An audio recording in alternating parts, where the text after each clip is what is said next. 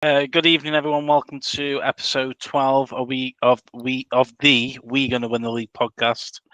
We're going to start today with two of the bigger games this weekend. But first of all, as every week, I always shout out to the two subscribers on YouTube, and one of them we finally got the name of. So shout out to Chris, who is a loyal fan, probably our only fan, because the other one probably a bot. But thank you very much, Chris, for keeping us going. If you can get a few more mates to watch, we might be able to quit his jobs and make this a full-time thing. Go on, James, what were you going to say? And all the other viewers are me, Tom, Craig and Dan. Launching their own podcast. Yeah, listening to it at work.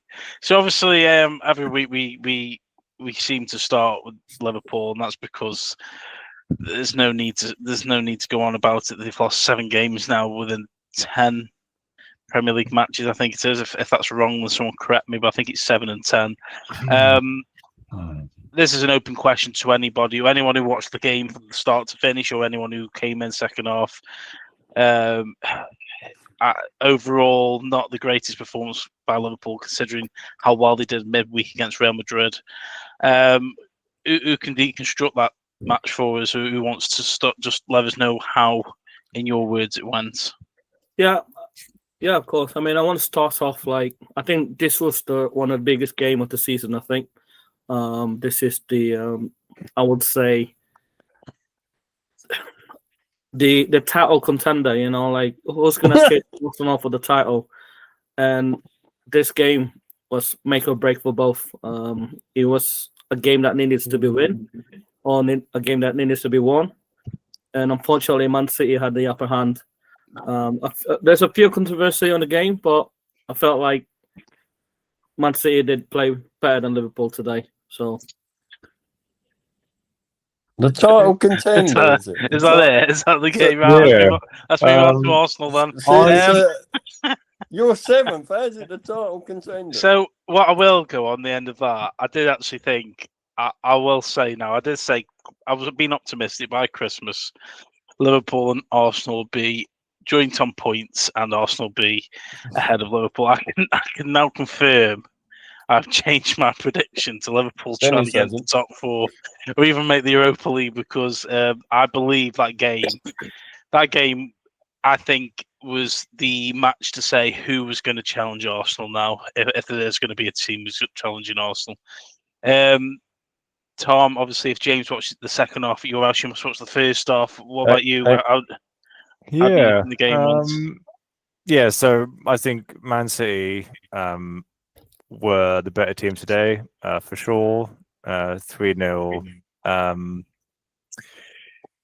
I did have a sort of slight theory that maybe Liverpool went all out against Real Madrid in the midweek, and then they faced a very good Man City today, and I think they probably were very tired after playing against Real Madrid, even though I think Real Madrid, they did play okay against you. I mean, they did have a few sort of trying to attack you and that sort of thing, but you did dominate against them. Even though the scoreline sort of wasn't that great. I mean, that was just because they have an absolutely world-class goalkeeper who's just unbelievable. I mean, he saved amazing shots from you guys.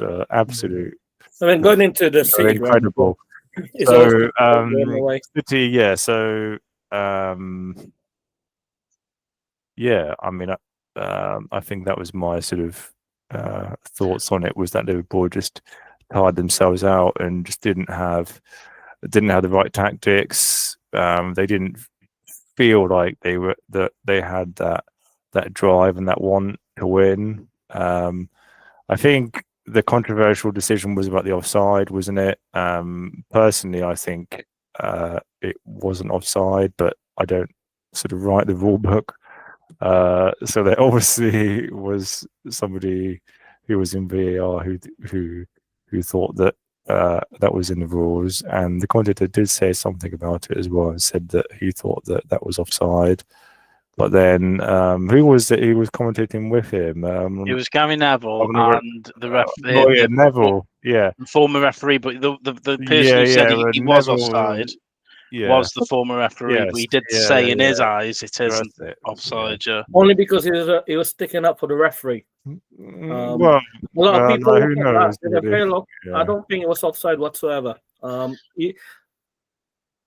Robertson did not touch the ball single-handedly, and the reason they were giving offside is because Donnarumma complained that Robertson was blocking his view, and you can clearly see the angle that he wasn't. He was standing on the left side of his. If you take Robertson out that line, the ball was going in either way. And Doku was closer to the ball, the goalkeeper's vision than Robertson was. And initially, the goal was given by the referee. Didn't blow the whistle. It was VAR once again interrupted the game. Wow, the linesman pulled his flag up 13 seconds after. What does that tell you? I mean, yeah, exactly. I mean, he could have seen Robertson duck, and it was not even close, and it was so frustrating.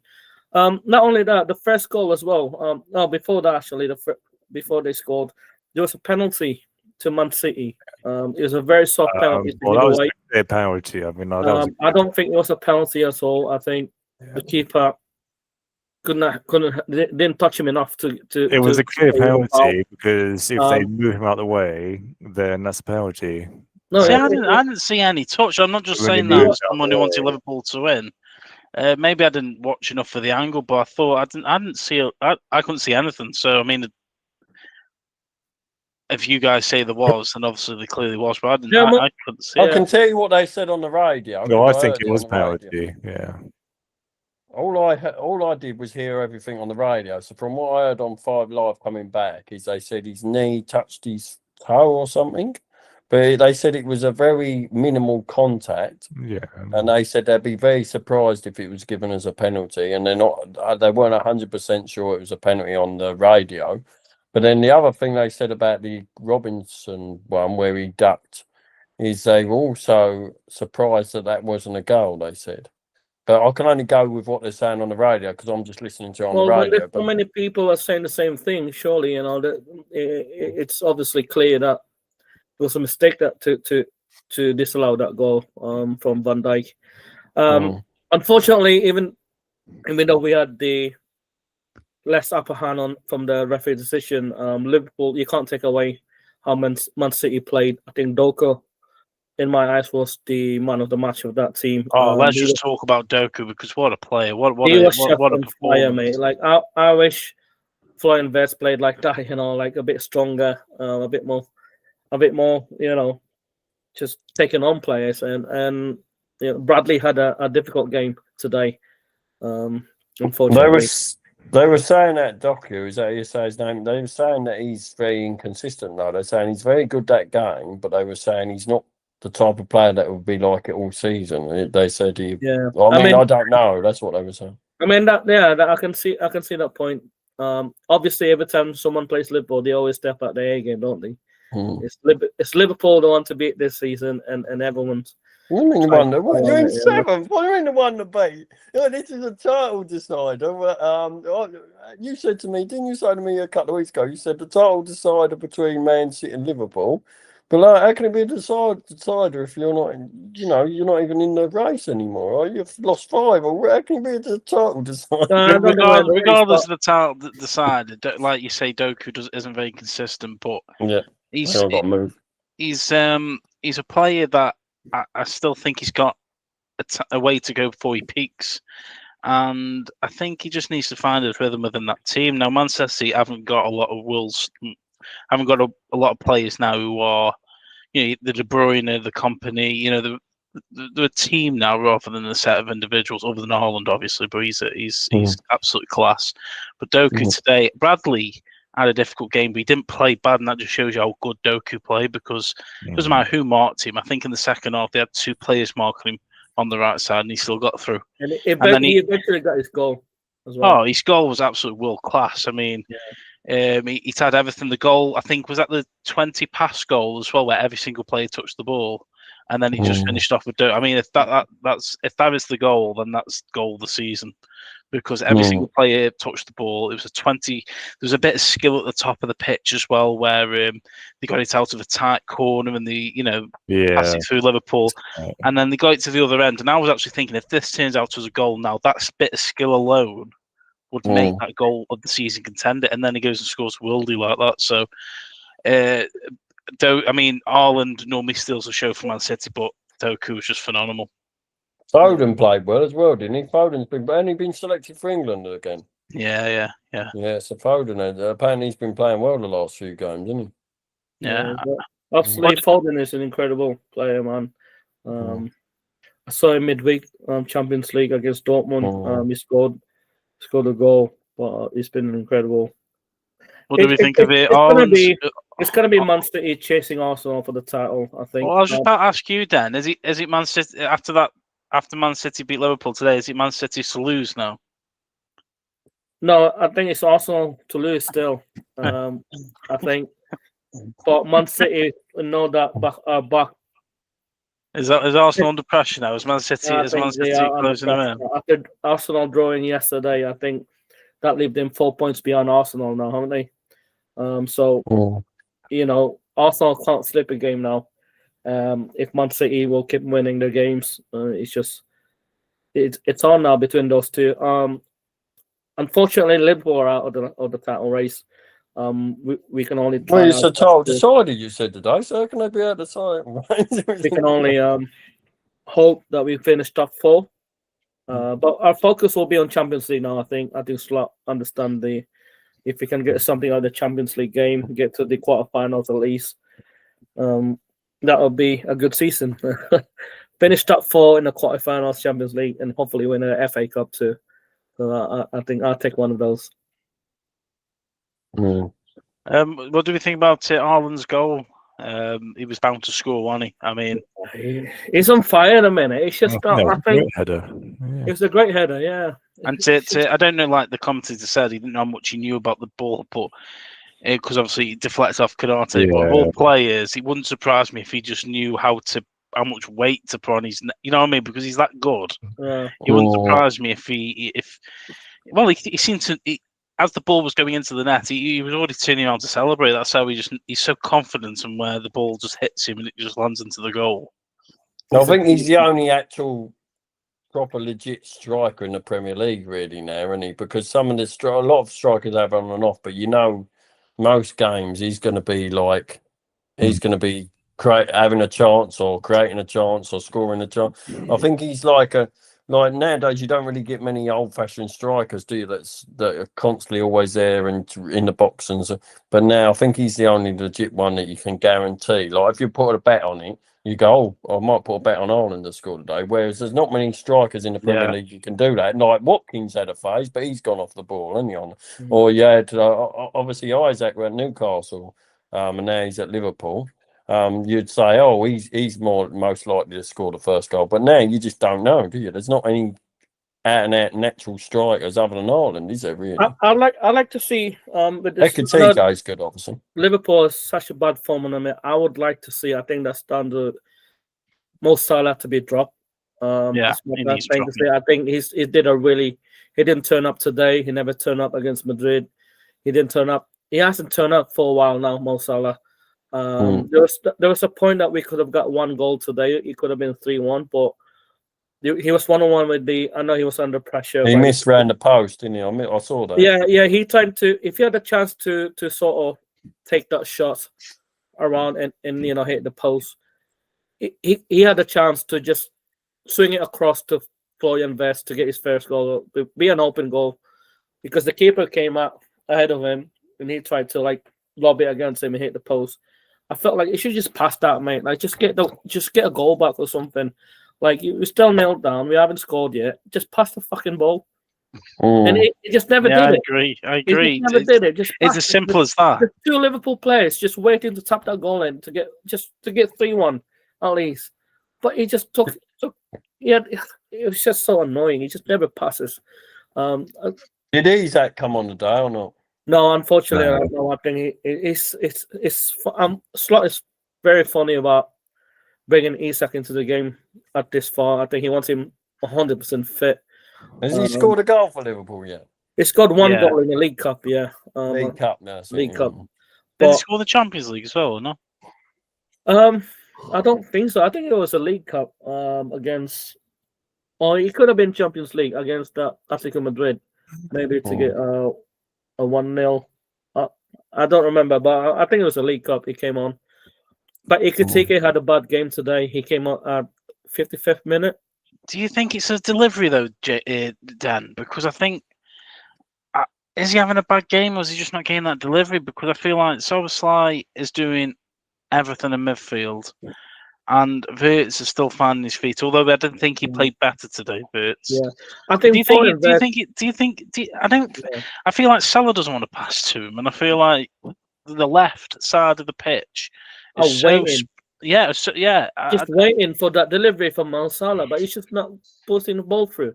And I think that for the last 2 games, the last few games, I've been watching Mo Salah. Every time he gets the ball, we on the Liverpool gets a possession. We hold the ball for 3-4 minutes. We're on possession, and then as soon as we pass to Mo Salah, he trying to take the defender 1-on-1. He loses the ball immediately, and I'm thinking, just pass it back, will you, man? Just turn around, pass it back to the midfielders, and keep the ball on possession. But at the time, I think last week, I think it might have been Madrid, that he just tried to take the players 1-on-1. He just can't do it. He's not bloody Cristiano Ronaldo would just take players on. But I think he's showing his age this season. Well, he used to be able to do it, but he's getting old now. I agree with what James said at the beginning of the season, yeah. because he had such a good season last year, and I think he was top goal scorer last season, wasn't he? And he does keep himself in shape. He doesn't drink either. I know that's a big thing that players do in the summer. But he keeps himself in incredible shape. Unfortunately, it does look like this season that I feel like he's trying to prove a point to himself, and that's why he doesn't pass. Because he's trying to be like, I'm so you can tell he's so disciplined in what he does. He trains, he eats well, he doesn't drink. He's obviously practicing within his faith, and he's very focused. And I think it's a sad decline, really. I'm not saying he's declining, but just catches up. Yeah, and I do think after what you said at the beginning of the season, James, I do think he's fighting against his own body, and unfortunately, your legs get loose. And as the professional he is, I do think he's instead of passing some of these matches, he could have got about 3 or 4 goals with an assist. I feel like Mo Salah going forward, I think he'd be the best to be a sub on. He needs to start off from the bench. If you need a goal, if you say it's 1-1 and you need a win at 70th minute, it's happening yet. Yeah, all means being on Mo Salah, I think it'll make a difference. But I don't think he should be starting over Isak or Ikitike. I think, do you remember that game that we played a few weeks ago where Mo Salah didn't start? Frimpong started. We won that game, by the way. We won. That's when Ikitike and Isak played together up front. We need to go back in that system. I think we need to get fit. We have the best 2 strikers in the Premier League, and except for Erling Haaland and rest. You know what I think it is? I think when you get older, you have to play in a different way, and he's still trying to play in the same way he does. And then he's starting to realise that he's at half a yard too slow. Yeah, and he's got to adapt and play in a different way. So you've got to pass it back, and he can't always try and take him on and stuff like that. And I think that's where you just lose that bit of pace at half. Yeah, especially when you're going against defenders that's younger than you in their 20s. They got more energy, so they're obviously gonna beat you on 1-on-1. But he just needs to learn how to pass. Like when a chance to get a goal back, you saw that second half, didn't you? He took the shot, and I felt like, man, just pass the ball, lad. Come on.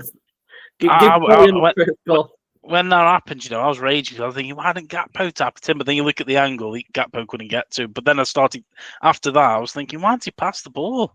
And I think he's trying to get that goal.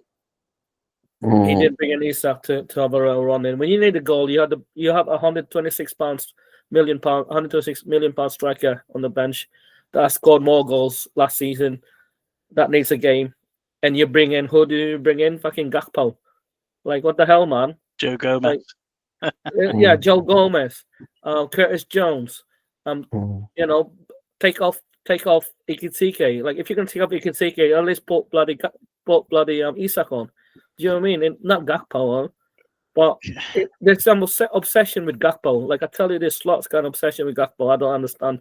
He's just trying to make him a world-class player, but he can't. Dennis looks so annoyed. It is annoying, man. Like when everybody can see there's a world-class player in your team and he's sitting on the bench, and you know, it's like Arsenal. If Arsenal bid for Isak, mate, he'd be scoring goals week in, week out for you. You know, imagine that if he went to Arsenal and then got to Liverpool. They got Gyökeres, mate. They don't need him.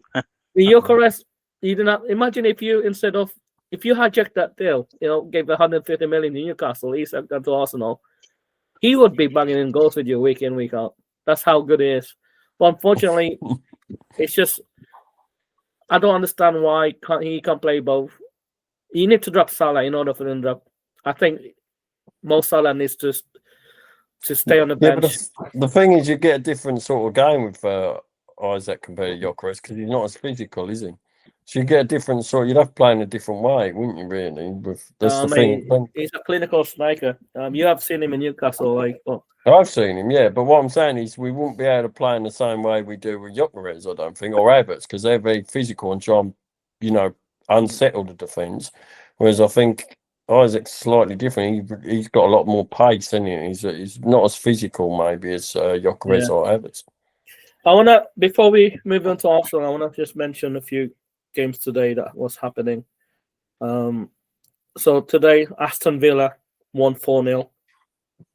That's a big scoreline, isn't it, against Bournemouth? Emery again, mate. Maybe Emery is better than Emery, yeah. Emery, mate, yeah, exactly. And Ross Barkley scored. I totally forgot about him, I know he went to Chelsea one time and I forgot he plays for Aston Villa now. I think he's just trying to get back to his England career, I suppose. But yeah, they won 4-0. Brentford, Newcastle. I think Newcastle was 1-0 up at 60th minute and Brentford came back to win 3-1. Newcastle having a shocking Premier League season, but they're having a fantastic Champions League. They're having a fantastic Champions League campaign. They have no Isak, mate. Isak's gone now, eh? They're in trouble. I bet Jay's been upset, and your mate. Well, mate. That Thiago from Brentford, though, mate, he's been on fire lately. Yeah, he's on 8 goals for the season at the moment. He is. And Nottingham Forest versus Leeds. Forest won that 3-1. There's another penalty in that game. So the current standing today: Arsenal top, 26 points, Man City 22 points, and Chelsea third now at 20 points, and Sunderland fourth. So those are the top 14. And can I just quickly say, after those fixtures today and yesterday's, I got no points on my Super 6. I didn't do very well, neither. And I missed it midweek as well because I didn't realise it was on. I didn't realise they were doing it for the Champions League. So now my streak's gone. And James missed it, and Tom missed it as well. Yeah, I missed it. This is actually disgusting, mate. Look at this league table. Manchester United. I didn't know you were all still doing it, to be honest. I barely looked at it. I'm still doing it, yeah. Man United at 7th place and Liverpool at 8th place at 18 points, the same. Only goal difference. Fucking Man United's above Liverpool, man. It's just like can't get any worse than that, though. So. Right, let's move on to the tasty game of the weekend, where Arsenal met the league favourite Sunderland in a heavy head-on-head. And I want to obviously Sunderland welcome Arsenal, who don't let goals in anymore, and who don't concede. So I watched this game actually because obviously I was very intrigued to see how Arsenal would cope with how well Sunderland had played. And it was, Arsenal looked comfortable to score after Sunderland got the lead, but it was the first time this season I saw Arsenal a little bit rattled at the back. Especially Saliba, and that's not me being critical, saying that because obviously I've got I don't like Arsenal, I don't like Arsenal. But Saliba just looked like he was a little bit lost in some parts of that game. But I'm not the expert in Arsenal, so I'm going to hand this over to James and Tom, who I'm sure watched that game. I don't know if Tom did, but I know James probably did. I definitely watched it. Okay, Tom, it was a fantastic game. Okay, lead us on then. it was a fantastic game because both teams were really going at it. Both teams were really going at it to try and win. Sunderland are a really well drilled team. They're really, really good at defending and going up front and trying to sort of cause problems with our defence. It was just one of those sort of Clash of the Titans sort of game. I thought it was a pleasure to watch. I thought we'd win actually. I actually put it down on my Super Six that we'd win 3-1, and when it was 2-1 up, I think that was at the 70th minute or something like that. And I was really winning us to sort of get that third goal. Did I predicted this, Craig, last week? But like it never came. But it was still a joy to watch. I'm really proud of Arsenal to actually come back and get those 2 goals. A well-deserved draw for like both teams, I think. I thought it was the opposite, mate. I thought Sunderland both teams really. Both you struggled on the first half. Really tried. I thought Sunderland had the upper hand on the first half. I think like both Arsenal's goals were fantastic. I mean, it's the same story, isn't it? And Trossard. Saka came in and we scored both like from open play. Saka did like a hard shot, a low shot to the right hand side of the goal, and Trossard was just amazing. It just had a bit of a kick forward and then smashed it in the sort of top leftish corner. So what great. About the Sunderland first goal, that Ballard goal that he went 1-on-1 with your best defense, and he just ended up solid defense, unbreakable defense, and he just mashed one in like that hard. Well, I mean, it was a bit disappointing to see them get through the Arsenal defense for sure. But on the other hand, I mean, he could have easily sort of missed that because he sort of came in first touch and then just sort of smashed it in. But like that was like a good shot. I mean, you could say the cracks, it's starting to appear now. It's usually at the right time as well. It's always every season that. This reminds me of an episode of The Office. Remember that episode of The Office Training Day where David Brent keeps interrupting the instructor? Oh, not at all, mate. Dennis is like David Brent. Dennis is back to his old tricks of Tom. Yeah. I mean, I did mention this last week that I ain't falling for that shit, then. Your cracks will start to appear around this time of the year, as always. So the thing is, though, is we have had a really good run. And I think that's why I'm really proud that we came back and we actually drew the game, because that was like a really physical, difficult game. And it just goes to show that Arsenal really want to try to win it. And that game was really like a statement to basically every other team that Arsenal will fight tooth and nail to try and win this. Yeah, season. I mean, you got Spurs next, so so that really was a great game to watch. So after Dennis has interrupted Tom after that, and Tom has not bit, which I'm surprised. Tom, James, I want to ask you about the game. Also, start off with how positive was it that Arsenal scored from open play? Not because there's been any critics, but obviously everyone's talking about how Arsenal have always played beautiful football, and this season they've taken a different route because obviously the main aim of the game is to win. But how positive was it to see Buddy can take the mick out of Corner FC, because you've got 2 goals in open play, and Arsenal have shown that they can do that. Well, the one time we scored from open play, we end up drawing. I think it was good. We started off very poor in the first half. I was a bit worried in the first half. I've got to admit, the way we were playing in the first half just weren't good enough. And it was too slow, sideways, backwards. There was no sort of penetration. And it was just a very difficult... And I don't blame it just on the players, actually. I am not having a go at the way Sunderland play, because that's the way they were trying to disrupt us. And it reminded me of Stoke, actually, when we used to go to Stoke. It reminded me of Stoke. Like there was a lot of disruption, stop start. There was like, you know, obviously the defender, was it Ballard?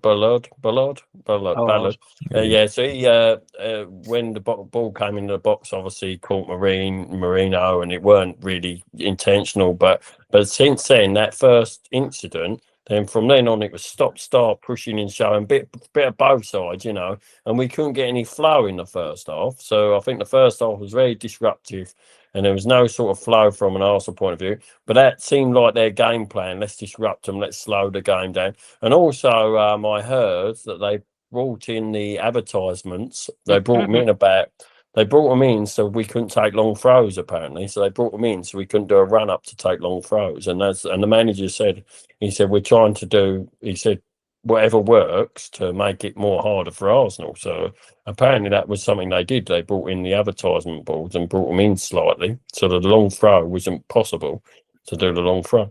But the second half, I think we came out. But Say that again, mate. Go on.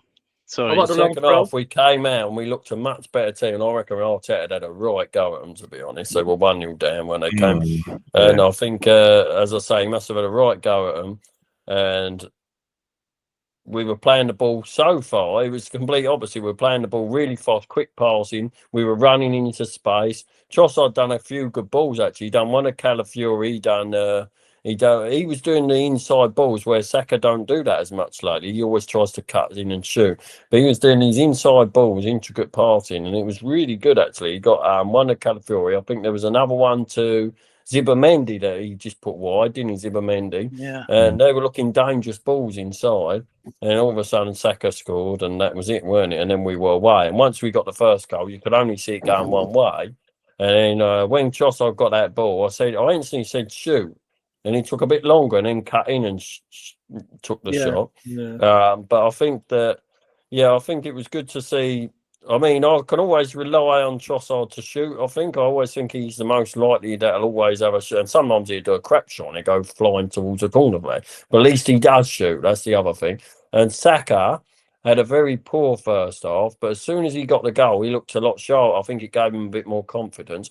The only one I was really disappointed with, and it's the one you've been talking about the most, Craig, I was disappointed with Marino, to be fair, and probably because under him we have to play in it, and I know he's not a forward, but we have to play in a different way because he's not as physical as Gyökeres or Havertz. So we have to play in a different. We weren't really pressing as well, you know. Gyökeres and Havertz pressed quite, and I noticed he weren't, and I don't think we were holding the ball up as well. But then we had played towards the end of last season with him up front, and he done really well. And he's done well in some games this season. He scored a cracking header, didn't he? A few weeks, like about a month and a half back. So he's and he scored the other week, didn't he? He scored a goal or whatever. So he's a good player. Yeah, he's a good player. But the thing is I still think we're better off with a natural physical forward like Gyökeres or Havertz. So for me, I knew you'd bring this up. I'm not somebody who's in love with Marino, but you hit the nail on the head by starting saying Arsenal just couldn't get the flow. So each player just wasn't playing as they should be anyway.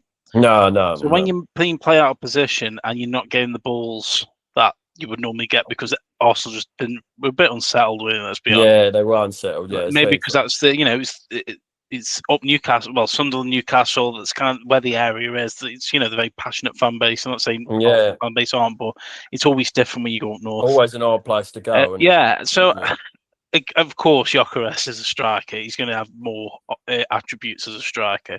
But I think it'd be harsh to single him out because, like you say, Arsenal just didn't get the rhythm in the first half. But for me, Dan Ballard was incredible. So he did play well. Yeah. Whoever you play, I mean, he had a good shot in the box where Ballard he did a John Terry. He reminded me of John Terry. I would just got his foot in there, and he just took him out, and he was just about put yourself. Wasn't he in?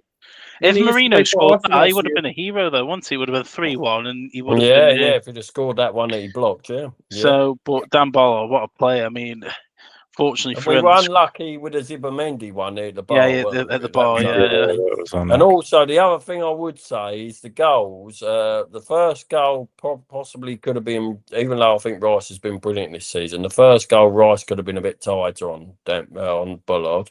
And the second goal, I The think, last one was Gabriel, wasn't it? the second goal was Raya's fault. He shouldn't have come out. He should have stayed Well, on. It was definitely Raya's fault. it's Raya and Gabriel, because Gabriel I don't think it's Gabriel's fault. I should think he done actually his have best to stretch been it. the right side, and like he couldn't get to him because like, he hadn't man marked, I think, properly. And then Raya, yeah, you either go and commit and get it, or you stay back. Yeah, that's the rules. And he committed and he missed it. Raya made when he hesitated, though, I mean, like it wasn't full committing, because like if he had fully committed, then like he like would have got it. But like he hesitated and waited a little bit, and then went forward. And by that time, their forward was already there and did amazing sort of like athletic kick. Is this the second goal? I haven't got a shot. I haven't got a problem with Ryan making a mistake though, because he's been fairly solid and obviously made two great saves that we didn't know was offside. Didn't he? He made that save like we didn't know. So I ain't got a problem. And he's probably the last few games he's hardly had anything to do. So it's probably, sometimes it's a bit rusty. If you're not having much to do, then your concentration can lapse, can't it? But I do think that was Raya's fault more than Gabriel. Gabriel stuck a foot up and he tried to do the best, and he was fairly tight to that man. He just had, he's more physical and he got the head to it, didn't he? Was it Gabriel or Saliba? I thought it was Saliba. Saliba was Saliba and Zubimendi were with the first error, which was Bullard who headed it onto that bloke. Yeah. I don't know who scored the second goal. Bobby. But then Gabriel is usually like really physical, and like so he's usually the one who is like the best in defense. I mean, like, I think he's a beast in defense, but I mean, I think it was both him and Raya's fault. I mean, I can't pin it on one player. The reason why I'd say more Raya is because if he'd have stayed on his line, he'd have saved that easily. It would have been like a pass back. It could have been a communication issue as well between both players, where nobody called for it. So, as a goalkeeper, you're told to go in for any loose ball. But if your defender would normally shout his name, and then you'd leave it, wouldn't you? Yeah, it could have been a communication issue. But what I will say is Arsenal, Sunderland were playing that kind of football where they slowed the game down, but so was Arsenal when it was 2-1. I think Raya was the only goalkeeper this season not be given a foul against him because he held onto the ball for what seemed like 30 seconds because he was trying to slow the game down for the final whistle. And obviously Arteta's watch on his wrist only worked when Arsenal had the ball and Sunderland's off. If I was to give a criticism to Arteta, I'd probably say he didn't need to bring on Mascara and he could have kept his out and gone for the third. If that was the only criticism I'd give to him, he probably didn't need to bring on the extra defender, and we probably could have gone for the third. He probably could have kept his eye on. Yeah, that's the only criticism I'd say. Can I just say as well? I know you said obviously nobody's kicking off about it. It's a bit funny really because everyone did it with Stoke when Stoke were in the Premier League and. They come to Premier League grounds, they move the advertising boards, and it's nothing new. They do it across the country. Yeah. But obviously, with Arsenal saying, I know no one's making a big fuss of it, but it's a bit of fun. But people saying, they brought the advertisement boards and said they can't do the long throw. But is this reiterating what I was trying to say last week? After all the money you spent just playing in a different way, if Arsenal don't get that flow of playing in a different way with Plan B, is it going to come back to bite them? And again, there's no Plan B though. No, Dan, no. That just what I think that at half time, I think then that was Plan B, and they started to really. And he said, "Let's go and play now." Yeah. So actually, that's why I think, in my mind, I think even though we won a lot of games, I think this was the game that I enjoyed the most because Arsenal really showed that sort of grit to actually go and try and win, Whereas if you're down and you try and actually win, then that shows that you're a true winner. And so that really shows that grit, physical strength. Yeah, you nearly didn't win that game. Good. You changed your tactic not to take more corners in or set pieces, and all of a sudden you drew. Or you nearly lost it. So what's that say about your team? We changed tactics. Well, then what? No, what? So what I've just said is that we played poorly in the first half, And then we obviously changed tactics in the second half, and then we got those 2 goals from open play. Perhaps they were trying to do more set pieces in the first half, and because they are a very well drilled team, and they've been doing very, very well at home, and I think they haven't even lost a game at home yet. So they're very, very good, physical, well drilled at home. So we were trying to perhaps do the old set pieces in the first half. Yeah, true. But then they changed tactics and they played more quickly and passed. And Trossard was excellent at passing, as like James just said. I think he played well, Trossard. It's funny when you say that. And then they went and scored 2 goals. So like that shows that they were very good at home. He is able to change tactics. It's funny, isn't it? When you say that they're very good at home, which proved my point again from last week, that you'll have more games than anybody team in the Premier League. You had 5 home games and 3 aways, and you won all those games. Now that you went away to Sunderland, you nearly lost it. You drew. You got fortunately for you, you had to play at home against Spurs. Haven't all the teams played the same amount of home games and away games? Well, they will be eventually, but what I'm saying the fixtures that you've had the one so far, I think someone's winning just a all little your bit. games. You've had the advantage to play more home games so far. That's why I think someone's just a little bit sore about losing today. No, I'm just stating the fact that you got more advantage playing at home than playing away. Like away games these days is so difficult now because like going away to Sunderland, going away to Man City, away to Brentford, away. These are hard games. Away to Crystal Palace, they're difficult games to win. Away games nowadays, but you've been fortunate enough not to have many away games as much so far. Imagine in the next couple of months when you have more away games, what are you going to do then? Like, are you going to? On the other side of the coin, though, Dan, are you going to be winning those games, or we will have? You just keep dropping points like you did against Sunderland yesterday. I don't really understand because surely on the other side of the coin, on the other side of the coin, you will have more home games, and then we will have more away games. So, like, then it's on you to try and win your home games. So, it doesn't matter. I mean, like, because. Yeah, but you sure Liverpool and Arsenal gives a bit of a away games? I don't. We're on an odd number anyway, aren't we? That's what I'm saying. So it's only going to be one difference, and it's not going to be much difference in the away games and the home. No, surely Liverpool. The reason why you're top of the league so far today is because you've had more home games. But what I'm saying is all the teams are evened out. So like they play away one week and then home next week and then away. No, it's not necessarily that. You've had more home games. That's what I said last week, Dan, and you seem to have forgotten what I said. Is that the games? Let's see how many games Liverpool played away. Then let's have a look. Yeah, the games are randomly allocated consecutively. The season. I'm talking about consecutively. So then, but like it's random, isn't it? So like. You can't say that sort of like is unfair. I mean, like, is that what you're saying? That like is unfair that Arsenal have like had all these? I'm not saying it's unfair. Like, you would be, I don't think you'd be on the same position as you are today.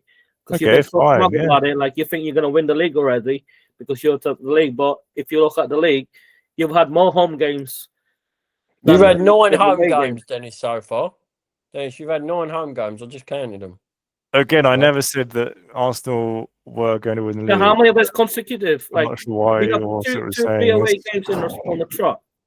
You've had like 4 yeah, but that's in Europe. That's in cups. We've just had 2 away games on the trot. We played Burnley and Slavia Prague, and now we played. Hang on, we just played 3 away games on the trot. We've had Burnley, Slavia Prague, and now we've had what they called Sunderland. So we won 2 of the 3 away games we just played. We just had 3 away games on. All right. Are you just talking about Premier League games, Dan? I think he's just talking about Premier League. I don't know what he's talking about, to be honest. I never know what he's talking about. But surely the away games work out the same in the Premier League because you get 2 home games and then away games. It doesn't matter Premier League or Champions League. Well, it will. On the wins. Dennis, you have more home games on the trot than most teams have. Only because it's That's what been I'm in. Yeah, but that's because we're still in the League Cup. You're not in the League Cup. So we've had an extra home game and we've had an home game in the Champions League. But we just had we'll have the same when we amount went of out the away League games. Cup was the same. It was the same time that you had home games as well. We've Yeah, not well, had the obviously, fixture for because the next League we Cup got yet. drawn an home game in the League Cup. That's just luck if you get drawn an home game in the League It Cup. also is all randomly allocated, so there's no point in really talking about The it. reason that your confidence was so high that you've had more home games, and that's why you're able to This is the same as he was talking about goes. last week. This show's going to get boring. He's going on about You just don't want to admit that I'm correct because I said this last week that you were going to in the Champions League. In the Champions League, you have the same amount of away games as you do home games. I'm and saying in the you league, you have challenged properly. So no, hang on. So in yesterday. the league, you have the same amount of away games and home games, and in the Champions League, you have the same amount of away games and home games. But the confidence. It's only the League Cup you're on about. Look at Liverpool losing 3, 4, 8, 5 games on the trot. The confidence been knocked them off. Doesn't matter what league they're playing in. It's still the confidence is still not there. On the negativity, and that. Yeah, but what's that got to do with home games? I'm just saying that if you win more home games on the trot, doesn't matter if it's Premier League or Champions League, your confidence boost is there. Your quality of the players, the confidence is there. It's all about mentality as well. Like more games so far than we did last season. Look at what's taken. That comes to the mental state again. Really? You've lost 5 league games already, haven't you? When you're constantly losing, doesn't that knock your confidence out? Like you're gonna reflect on your next performance, thinking, "Oh, we might lose again today." Well, then that's just football, isn't it? But you lost some games. I don't really know why we're talking about this because. Yeah, but confidence is there, Tom. Part of the game, your mental ability to. So it is, but also, well, that's why I love this game more than the games that we actually won because this showed that even though we went down 1-0. That we fought.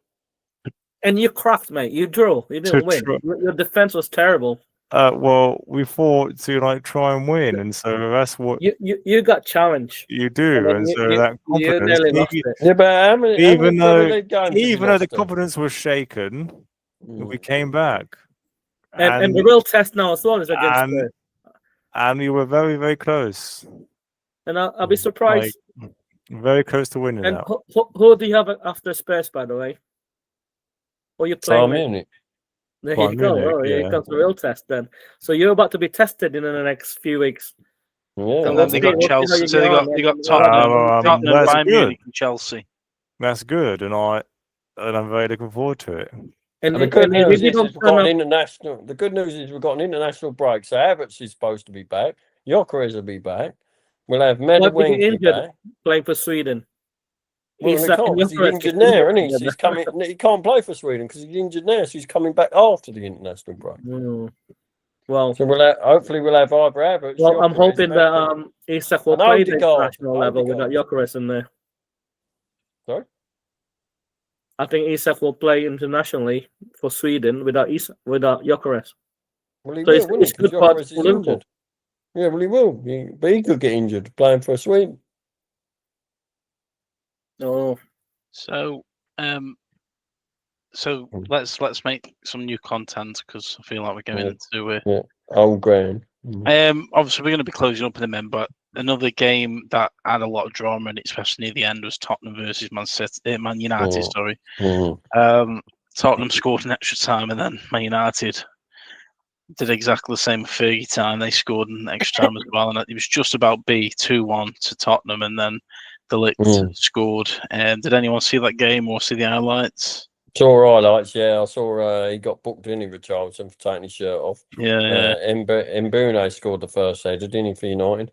Mbeumo, yeah. Mbeumo, yeah, that's how you say it. And they look. I mean, you like Man United this season. I'm not like Man United, but you like the way you aren't convinced Man United are still on the way down, do you, James? You think they're actually? I think they're looking better. I think they're slowly. I mean, they're not brilliant. They're not the finished article, but I did say I thought they would get in the top end of the table, and I think they still will. I still think they get in the top 6, Man United. I think they can still push for it, and I don't think they're as bad as obviously they can't be any worse than last season, can they? Because they'll be useless last season. Well, but what I'm saying is, I think they've got a good few players, like the ex-bloke from Wolves, Kuna. I think he's good. yeah. Yeah, and Well, Sesko had a bad game, didn't he? Sesko didn't do a lot. I mean, Arsenal were linked to him. I think he struggled to even get any. He's injured now, isn't he? I think he's got injured, isn't he? And Maguire, that's the problem. They've got 3 players just got injured, and Maguire him, and the thing is, Casemiro as well, wasn't it? Yeah, so they ain't got the squad depth for that. That's the only problem. So that one, but that's where they might fall off. But I think they'll be better. Well, obviously they'll be better than they were last season. It's just whether they can get in the top 6, isn't it? But I just think they seem a more confident team than they were, but they're still miles off the title or anything like that. Do you think because Liverpool have been, obviously Liverpool, there's going to be so much surrounding Liverpool because they are the champions who are having a bad time, but do you think it's taken a little bit of pressure off Man United? Because I believe at the beginning of the season, all everyone was talking about is when are they going to sack the manager? When are they going to sack him? Yeah, it has. Yeah, and then all of a sudden Liverpool have had a bad run, and I must admit, other than the Man United play now at the weekend, I don't really hear a lot of them. No, they're actually starting to talk about Slot already, some of the fans. It's crazy. They're already starting to say, oh, Slot this and Slot that. You're already hearing some fans on the radio going, yeah, but they're not real. They're Evertonians, mate. They do it all the time. It's took the pressure off of him, isn't it? It's took the pressure off Ruben Amorim, or is that Liverpool, the only team not to draw this season, so... They've won 6, lost 5. Yeah, we lost 1 game. yeah. So, and the goal difference is just 1. We just have to trust the process, don't we? We could always get Emery. You could always get Emery in, then. Emery's starting to go. Rodgers back right now. He would bring that Ikatike and Isak together up front. I know I don't like going back on talk. I know we were talking about Man United and Tottenham, and I feel like we've gone back to Liverpool because that.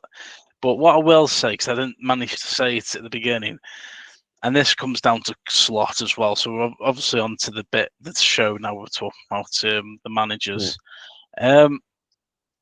Last year, I think it was easy for rival fans to turn around and say Slot's played with a Jurgen Klopp's team. But in reality, Jurgen Klopp really did just lose the motivation in this final season. Liverpool didn't really play great, and they didn't really know how to hold on to games. Last season, I did actually say, when Liverpool were playing this nice, attractive football, under Slot last season, it was the first time where they could hold on to a lead but also go forward. Whereas with Jurgen Klopp, you always thought, I'm not dissing Jurgen Klopp, but you always thought because he was so attacking minded that Liverpool was going to let a goal in. Whereas last season, Liverpool seemed more controlled. And this season, it feels like once a team scores a goal or 2, you just can't see Liverpool getting the goals back now, and it's like it's just tips. Like I'm not turning. I don't believe when people say it's Klopp's team, because if you watch Klopp's team in those last couple of seasons against that team last year, Liverpool were more controlled than they ever have been, because it was always about heavy metal football going forward, trying to get the goal, and we let a lot of goals in. Last season we were controlled. It was good. Defense was strong. This season, it's just gone. It's just tipped the other way. And someone said he did tweak it to a better defence than that, didn't he? He was more controlled as well. It weren't as erratic. Solid. Yeah. I think, but I think the problem is now it's almost gone the opposite way. Like since they've lost Diaz as well, Diaz has been a big loss. Jota, obviously, I think he has affected the attack. Salah as well, and obviously Salah not getting any younger. I think that hasn't helped neither. And I think, obviously, Isaac's not really getting in yet. And Katika's probably the only one playing well up front, isn't he, really? And Gakpo's not doing too bad. But I'd say that's Bosley, the one who scored against us. He's had a good season so far. Yeah, he's quality. He's had a good season, he has. He's looked really good. But, it's hard to know for certain. But I think I think they've lost more players than they've brought in, haven't they, really? That's the thing. Like that Diaz was really a good player. And as I say, Jota was a big loss, weren't it, really? And as I say, they've not really had the... I mean, Ekatike's done brilliant, I think. He's done all right, but... Yeah, before, obviously, let's face it, we've come to the end now, but I want to say, I want to put a little segment into this that we do at the end of each week, just to make it fresh and just to get your thoughts. I want all of us say who's been the man of the weekend, or the player of the weekend, if you want to be politically correct, and who has been the let's think of a word for it, but obviously the player that's been not awful, but is A howler. not turned up yet, howler. So who's been the player of the weekend and who's at the howler? I start player of the weekend. I'd say Ballard. Yeah, scoring against Arsenal, because he's the one who's opened the can now. He's opened the box, knowing that teams can score against Arsenal, and I'm hoping that will be the case going forward now. Yeah, and who's at the howler then? I would say the howler would be Van Dijk. Okay. Yeah, it's just not been. I would say Van Dijk. I would say more like Konate, I think. Yeah, he gave away that penalty. It was his fault. He played awfully, in my opinion. Yeah. Tom James. Yeah, I think my player of the week is Trossard. Okay. Yeah, he's been really, really good. He had a good goal as well, yeah. Howler, yeah, but not really goals, but just his sort of playmaking as well, and his crosses and his good passes in. Howler. He doesn't have to be. You haven't got to think. Oh, I should have said him. It's just off the top of your head. Raya, mate. Say Raya. He did concede 2 goals, so. Yeah, but I don't think it was just him. That's what I mean. You're overthinking this already, man. It's so dictating. Funny.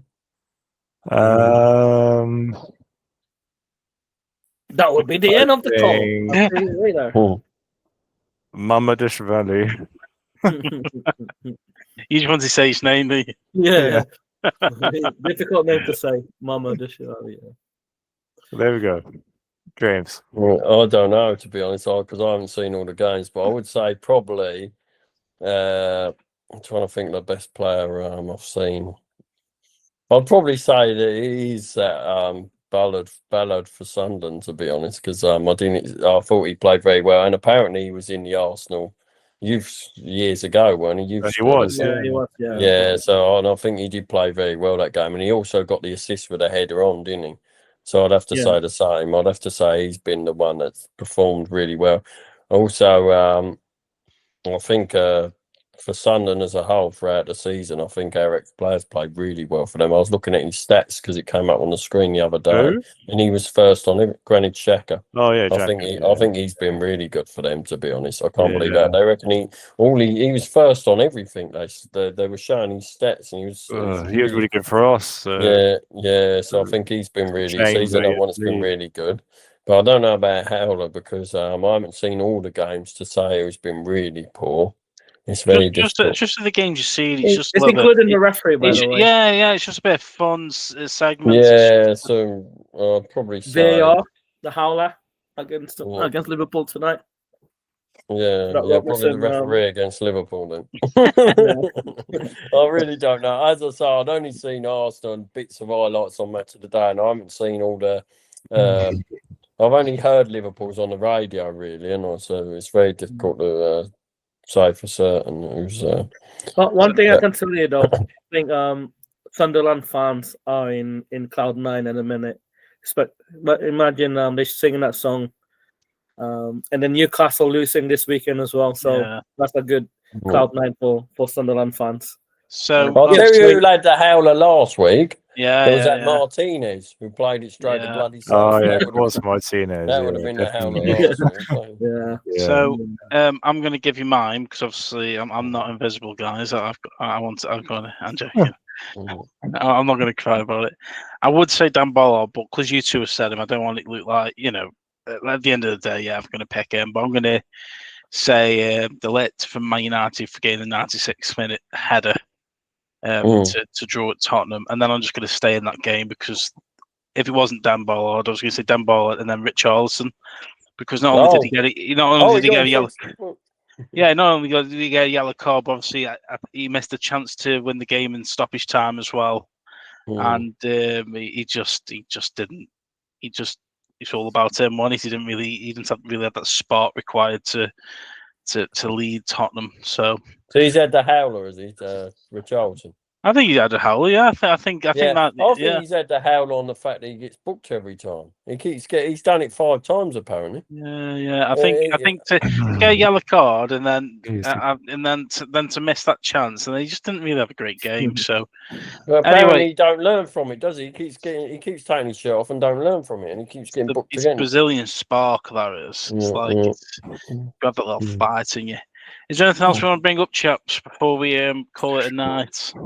I think he's going to have the howler against Arsenal as well, because I don't think he's going to score against Arsenal with Charles. Oh yeah, we've got an international weekend coming up. So again, quick mention though before we go. I think there was a segment I saw on Sky Sports about Pep Guardiola's 1,000 managed football today against Liverpool. He had a video call from Jurgen Klopp. I think it might have been Arsene Wenger as well. I haven't seen what he said. Quite a lot of managers, yeah. Yeah, there was quite a lot of managers giving him some props. Feedback. Pep Guardiola said that he missed play with Klopp. Yeah, I think he's a great manager. Didn't Haaland score his 99th goal today as well? Yeah, he did. So he's almost on 100 already. He's only been in the Premier League for. How do you stop a striker like Erling Haaland though? Like what kind? It's a very difficult. Well, yeah. That's what you're gonna have to do. That's Tom's way of saying I want to go now. Normally, Tom. No. If you find out the answers to that, then that will make it like £1 million. Yeah. It's amazing that he's signed a 10-year contract, though, didn't he? It's going to be a Man City for the rest of the career. Find the answers to that. And teams will pay you big money to give them that. I've got a quick question. Where do you think Tottenham's Thomas Frank's Tottenham are going to finish? Above Liverpool, probably.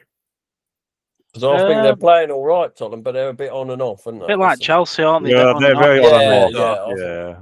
Chelsea and Man United are a bit like that as well, to be fair, aren't they? Man United are a bit the same as Tottenham. I think Man United, though, they're rebuilding, aren't they? So I think if they did lose a couple of games and won a couple of games, I don't think anybody would think much of it.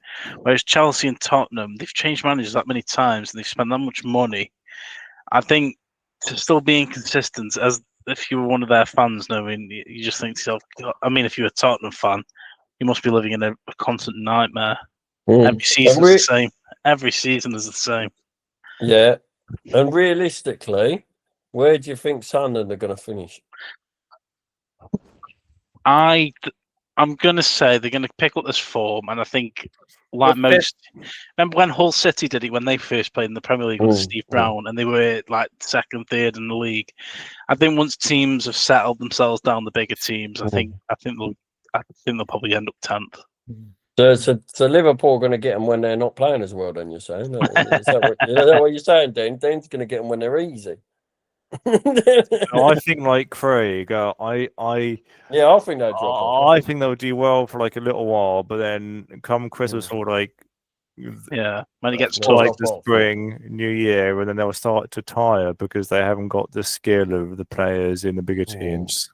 Yeah. I think Shaq has made a big difference. He's been good. Shaq. Coming in the middle, having that like aggression, but also, I mean, I want to say discipline, but you know what I mean? Like as a footballer, discipline. No, we know how many yellow cards and red cards he gets. I'm going to tell you, he's more disciplined than he used to be. He's a bit more mature now, isn't he? Yeah. I think I'm going to tell you this now before we go. I think Liverpool will have a good winning hand now. I think after this Man City game, I think Liverpool will turn it around now. I think we'll win a few games in the next, maybe 5 games in a row. Well, have you been looking at your fixtures? That's very bold of you to say that, Dan. They're very bold. Yeah, I'm looking at the fixtures. I think the fixtures have been incredibly. No, we are home. We got home game next time against Forest, and we got home game in the Champions League, and we got away West Ham, and then we got Sunderland at home. You got all easy games that we're going to beat. I think those teams are beatable. Until we get Spurs, I think if Spurs beats Arsenal, I think being Spurs at their home ground will be tricky. I think we'll be back now, and we have Arsenal away after Christmas. So I think going forward now until Christmas, I think Liverpool will sit in the top 4. That's for sure. So we're playing Spurs at home then. Yes, next game. Yes. Well, not at theirs. So like No, what you said we're was playing at at Emirates. Yeah. Spurs. I mean, I thought you said that was at Spurs. No, when Liverpool plays Spurs, Oh, they're okay. playing away game. So therefore, Okay. I think by Christmas, I'm gonna call you this now. We can record this by Boxing Day or Christmas, before Christmas Day. Liverpool will be sitting in the top 4. I thought he was going to say Liverpool we top again. I did actually think that. I'm very confident that Arsenal will beat Spurs anyway. I think the run in now, that the run of difficult games I think that's it now. I think Liverpool will turn And this the around. Bayern Munich game is really a tough one for Arsenal. Bayern Munich is the one where we'll see. Which I can't wait, by the way. I don't think Chelsea will be. I mean, that Diaz goal. Did you see that Diaz goal yesterday? Yeah. One pass, mate. Like, I had no idea how that went in. A lot of them actually were saying. Diaz and Harry Kane are just ripping. Yeah, Diaz hates coming from Liverpool team and Harry Kane from Spurs, mate. They're gonna go on all the way against Arsenal. No doubt about that. What's the score? Dennis, what is the score for Bayern Munich and Arsenal? Come on. I'd say 4-0 to Bayern Munich. Arsenal 2-1. 2-1. Go on, James. Didn't he say Port Vale beat us 4-0 or something? Bayern Munich, I reckon it'd be a draw, to be honest. I reckon 2-2. I was thinking 2-2, but I think it'll be 2-1 Bayern Munich. And the reason why, if it's a draw, right? The reason it'll be a draw because Arteta will park the bus like he did against City. He scored 2 corners. That's the only way he can avoid defeat is by playing the way they played against Liverpool and the way they played against Man City. So if they're gonna start attacking like they played against Sunderland, they will lose 4-0. I'll tell you that now. So don't matter how you win as long as you win. Yeah, well, you're not going to win against Bayern Munich. I guarantee you. Well, anyway, good night. Okay, guys. Thank you. Dan, thank you. We're still on for the quadruple, by the way. Right.